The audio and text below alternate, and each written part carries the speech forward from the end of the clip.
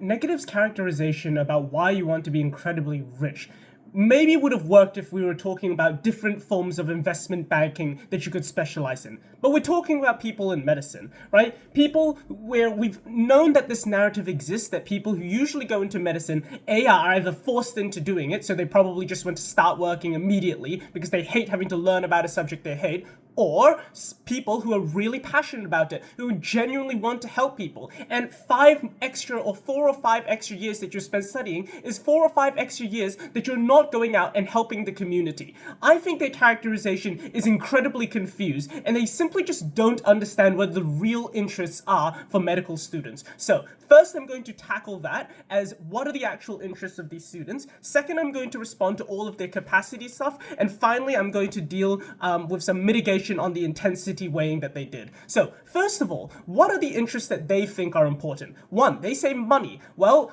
first of all, there's lots of money in specialities. Yep, we can agree with that. They say about 500,000. GPs are not homeless. Actually, GPs make a lot of money. They don't make, 100,000. They make usually 250,000 by the time they're, senior GPs. Even when they're juniors, they make still quite a lot of money. But again, it's just really unintuitive why they think they can just assert that money is the most important thing in this debate. They don't really give you clear reasons other than basic intuition that majority of people really like money. But if you're talking about the framing and the characterization that they use, which is that these students are incredibly smart, they're better than 50% or whatever percentage they wanted to use. So I just really don't understand why these students didn't become investment bankers, why they didn't go into comp sci to work at Google or to work at some big technology company where they could actually be making huge money. They could have gone to Goldman Sachs if they were as smart as they characterize, right? So obviously that intuition doesn't really work because these students have made the decision to pick, yes, a high paying job, but not nearly as high paying as if they wanted to in other fields. The second thing that they explain is fulfillment. And this is where we kind of clash because I don't really agree with their characterization of fulfillment,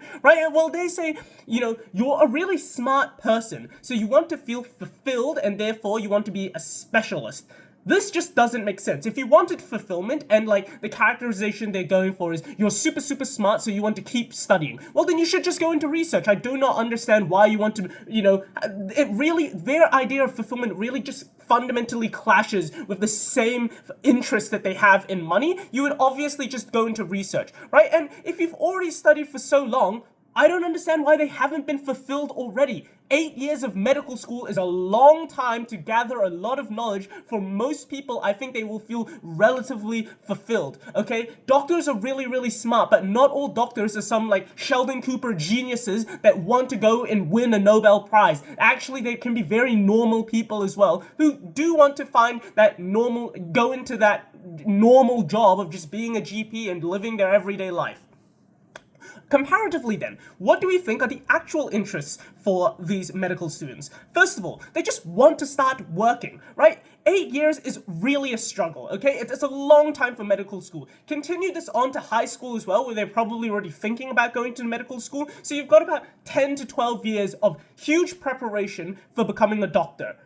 I do not understand why this isn't enough fulfillment. I do not understand why they can't, understand that maybe these people are really exhausted of the education system already and they do want to just start working, which is the end goal, to help people, right? I think in this debate we can definitely agree with that. So I don't understand why they wouldn't just want to start working immediately. Second of all, a lot of them actually don't want to be in medicine, all right? There are definitely a lot of narratives about why you should be a doctor. The two main ones are A, that your family tells you that this is an elite form of career and this is something that you have to do, or B, if you really like helping people, then you should be a doctor, then you should go into the field of medicine. Well, I've already explained on the first one, right, which is a very significant factor. We do know that, right? Being a doctor, a lawyer, engineer, these are kind of narratives that we've built around society that are really elite jobs. And so a lot of people go into medicine not really actually enjoying it. They don't actually want to do it, but like they say, it's a sunk cost fallacy. They're not just going to switch in to do law. So they just want to start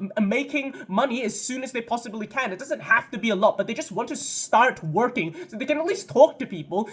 Just because they don't like studying medicine doesn't mean they don't like helping people. It doesn't mean that they don't like interacting with people. So I'm not sure why this isn't something that is thought of on the other side.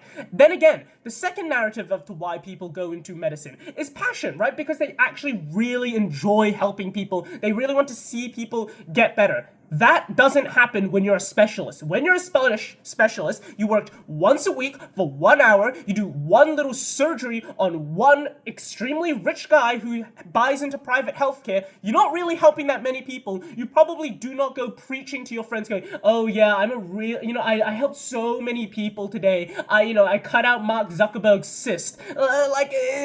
Compare that to a GP that can say, I go into the community where I do work relatively long hours, but I'm so happy to see that there are so many people who get better. The elderly, the children that I work with. It's fulfilling that they actually come into a smile into my office even when they're sick because they know I'm going to be able to help them. That is what real fulfillment looks like. Don't believe the false characterization that you've been fed by the negative team. Okay, now let's get into the capacity stuff that they attempted to claim. Let's go into just a bunch of responses. First of all of the false reasoning, right? They say a doctor shortage means that there's a specialty shortage. That is just absolutely not true. They are very, very different fields, as they have already explained. Just because there are GP shortages does not mean there are specialty shortages. If you need a specialist, you can fly to another country, you can be on a wait list, you can go into private healthcare. There definitely isn't a huge specialty shortage. And obviously, not that many people need specialty care. Most of them just need a GP, right? Second, you can do specialities after being a GP. Like they do this really, they explain like it's really irreversible. Like once you become a GP, you can never go into a specialized field. That's absolutely not true. If you want to go back into university and you want to be a specialist, which a lot of specialists do, they start out as GPs and they become specialists later when they decide, yeah, actually I want to explore new things. That is absolutely something you can do. But once you become a specialist, like they say, it's a sunk cost fallacy. You'll never be able to give that up and become a GP again. Third of all, they're set up on why being smart deletes all of their risk analysis and all of their sunk cost stuff. Because if they're really, really that smart, then it really doesn't matter how they do or if their life is completely unplanned or if things change in a way that is not good. Because they're really smart. Things are going to work out for them. They go back to university, can do whatever they like because they're really smart. They're going to pass everything. But even if, right, like, just think about how hard it is, right? If there is a specialty shortage, there's only 1 to 2 neurosurgeons. Why is that the case? Think for yourself here. Obviously because it's incredibly hard to do them. If everyone could be a neurosurgeon, if every GP could, and if it was so lucrative and so, as good as they make it sound, why isn't everyone a neurosurgeon? Why is there only 1 or 2 of them in the country, right? Obviously, that shows, 1, the demand for it isn't actually that big, and 2, it's actually really, really hard because it involves a ton of research and it does a ton of intense, boring focus on one specific thing, and huge isolation from others because no one else is studying how to be an otolaryngologist, unfortunately. So what is the weighing here? First of all, their case is just really ununique, right? Because the margin of their victory is really unclear. $350,000 salary as a GP gets you a lot. And moving that up to $500,000, well, the quality of your life isn't really going to be that much better. And it's just not reversible because the time that you waste on their side of the house is time that you absolutely never could get. So at the end, what have we proven? 1, we just completely annihilated all of their characterization about passion, fulfillment, and money. And second, we've actually disproven their kind of a push on capacity. That's just absolutely gone. They have no capacity, no incentive. This is a clear affirming lead.